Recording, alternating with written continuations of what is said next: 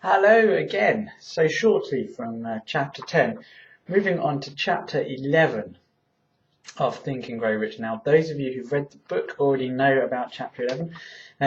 Those of you who don't, this is possibly the chapter that has probably the most taboo and stigma over it. Because, if you're reading a book about business and how to get rich, probably the last thing you'd expect is a chapter about sex. And you think, what has sex got to do with business?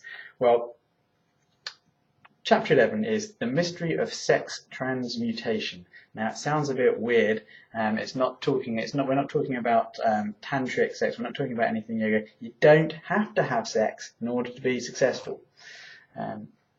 It's not about that. It's not weird and kinky in any way. What it's talking about is talking about the power and drive.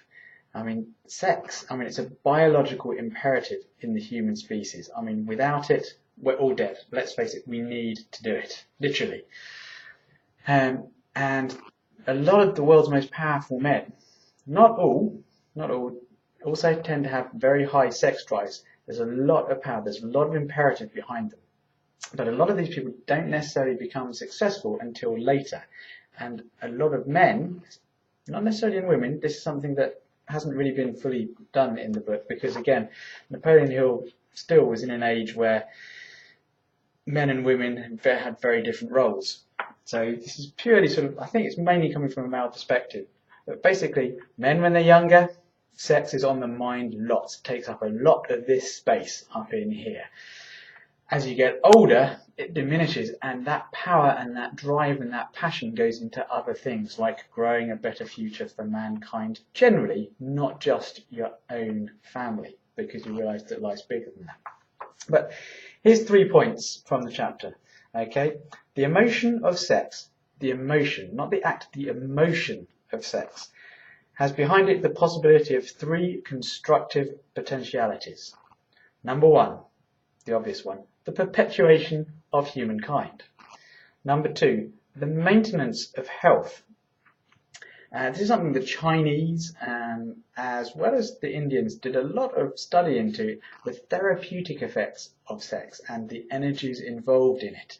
The Taoist books on sex and health, for instance, very profound, very important. And again, it's not about anything kinky, it's true health is what they were looking at. And then finally, the transformation of mediocrity into genius through transmutation.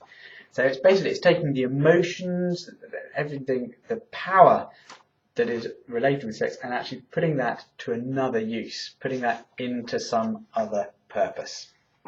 And that is what chapter 11 is all about.